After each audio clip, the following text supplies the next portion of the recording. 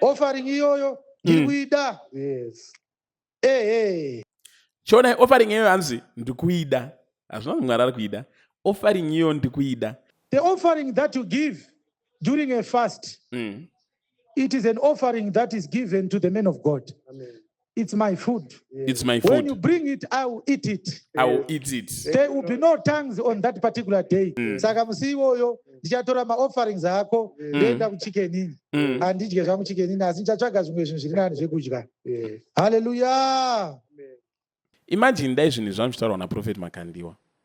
I've seen a guy, very tricky guy, but very intelligent.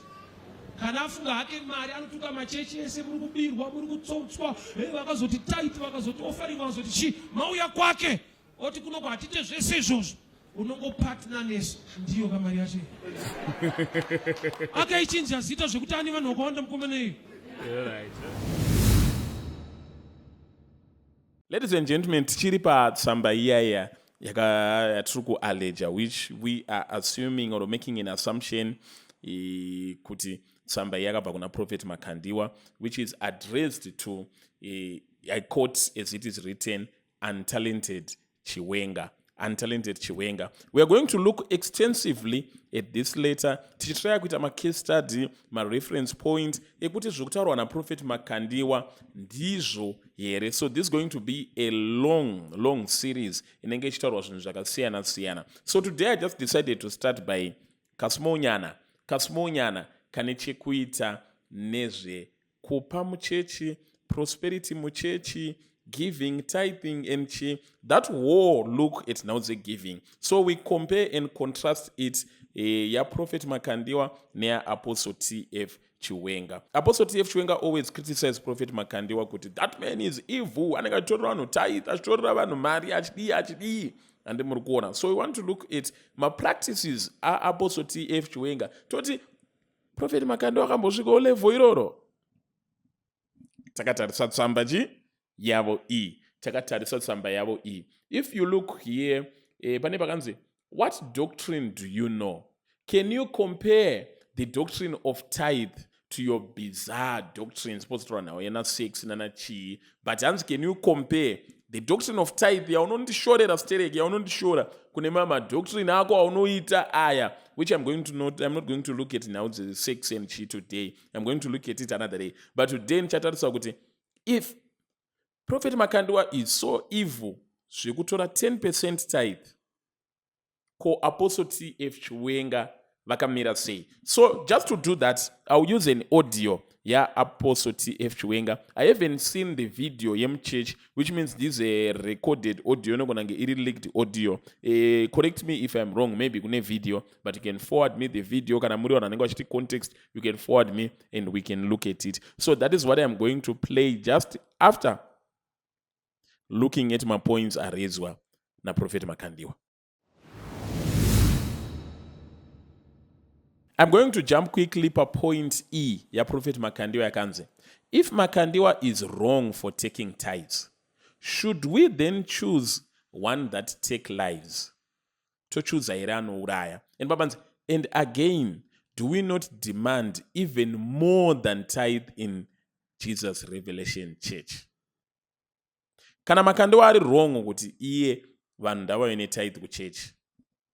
Ko kwa Apostle T.F. Chiwenga hakutodimandwa here more than tithe, kutoti tithe atori masmall aya, kunodimandwa something bigger than that 10%. We'll find out. The next point on section I, it says, did our apostle 100 times not advise Makandiwa that the church is for preaching the cross? And if it's about business and money, his members should enroll with secular business institutions and do not do it in church. Do we now not have money issues and business officially in church? Is even Makandiwa stealing and deceiving at that level? Yet our untalented Chiwenga insults and harasses his members for money offerings. So kuchitangira pa aya apa parikutarwa something big which you are going to look at later on. I'm going to bring you videos of Apostle T.F. Chiwenga vachitoudza vanhu todatanga business, toda kuraise 1 million yekutanga business, toda mamillion ekuraise business muchechi munomu. But that same Apostle Talent Chiwenga says kuti makandiwa haufaniri mabusiness seminar kuchechi, haufaniri mabillionaires chakadaro, haufaniri kuita zvemari muchechi, zveupfumi, zvekuti anoda business noenda kuuniversity. But that is the same thing that he is now doing. But pana mabachinzi ndo pandiri kuti for today context yanhasi novanzi, do we not have money issues and business officially in church? Is even Makandiwa stealing and deceiving at that level, yet our untalented Chiwenga insults and harass his members for money offerings? So I'm going to play an audio. Yanda kukuratidza kuti Prophet Makandiwa vanenge vachiti uyai ne10% offering kuchechi. Muchinzi anokubirai mari, anoda mari dzevanhu. And now I'm going to play for you a strange, bizarre doctrine yaApostle T.F. Chiwenga about same mari. Hansi naevangelist Muparinga inogona kuuya yakasiyana zita, but ndiyo. Going to do something while we are standing. There is something missing in our fasting program. Hallelujah. Amen. Remember, we are afflicting our flesh. Yes. Hallelujah. Amen. We are afflicting our flesh. Yes. And one thing is outstanding. Yes. Our worth. A fasting is not a fasting when it is not proven with your offering. Yes.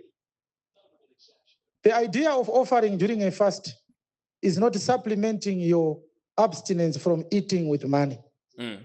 The idea is to actually bring what you should have eaten Yes. to God. Amen. Amen. Amen. Amen. That is what is outstanding. Yes. If you fast for 3 days and 3 nights, Yes. and after the fast ends, Yes. you go back to eat everything that you would have been eating for the 3 days. You have just recovered Yes. from the fast. You have cancelled the fasting. Yes.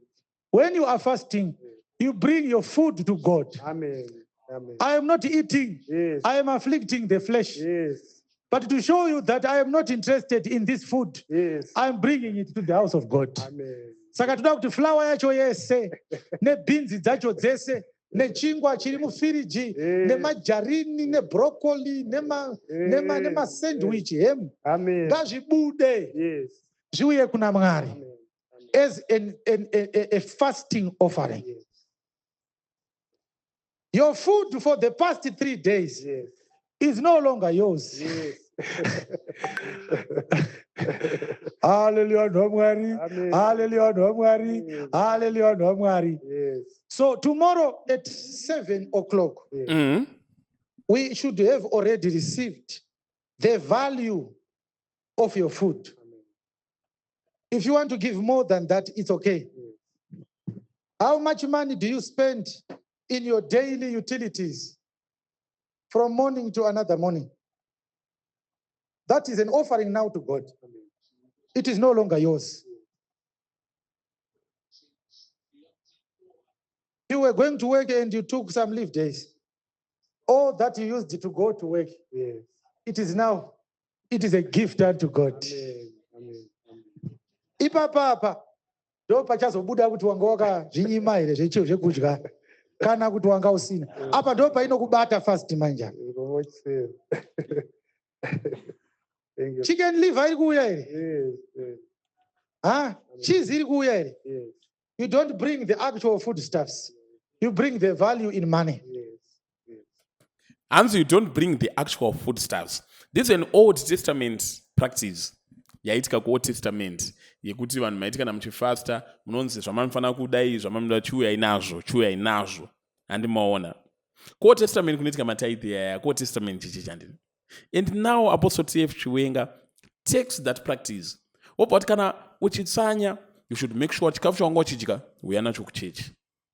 Make sure kuti mari yawanga uchashandisa dhii iroro uya nayo kuchechi. Ma-utilities uya nayo kuchechi. Kana wanga uine ma-leave days awakatora, mari yawanga uchashandisa kuenda kubasa uya nayo kuchechi. Basically vari kuti any spending that you would have spent kana wakatsanya, bring that kuchechi. But wobva wazorangarira kuti no, vanhu vanozouya nehupfu neshuga nechii, which I actually don't need. But you bring it in the monetary value. And that's very bad. You don't bring the actual foodstuffs. You bring the value in money. Bring the value in money.